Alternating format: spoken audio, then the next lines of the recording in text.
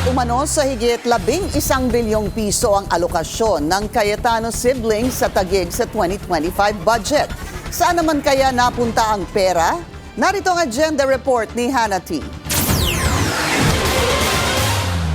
Humantong daw sa illegal na reclamation na nagbalat kayo o nag-disguise bilang slope protection at flood mitigation projects ang umano'y individual allocations sa 2025 national budget ng Cayetano siblings. Kabilang daw dito ang nasa 6.79 billion pesos para kay Senate Minority Leader Alan Peter Cayetano at 4.7 billion para naman kay Senator Pia Cayetano sa Taguig City.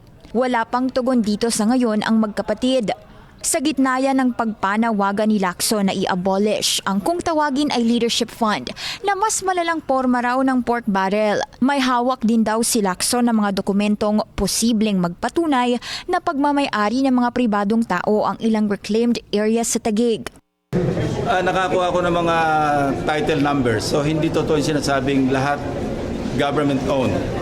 Because I have now in my possession, pinapa-record check ko na titled sa private persons.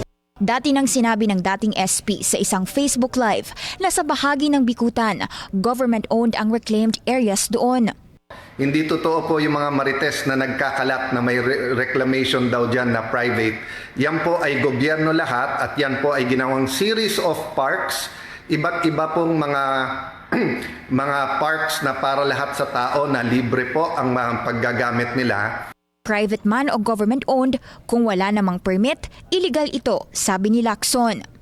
Ang masama rito kasi, pwede naman kumuha ng permit sa PRA, pwede magpaalam sa DNR, lalo ito, lake ito eh. So why did they not acquire or secure those permits as required by law? Kapag walang permit, subject ito sa forfeiture. Bale wala raw ang lahat ng ni-reclaim at mapupunta ito sa national government.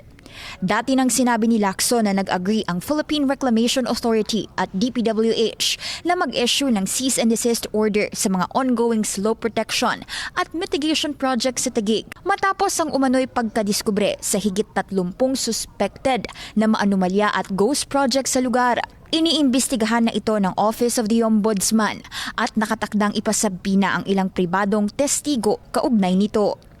Para sa agenda, Hannah T. Billionario News Channel. Mag-follow sa aming mga social media accounts at mag-subscribe sa aming YouTube channel para sa pinakahuli at eksklusibong mga balita.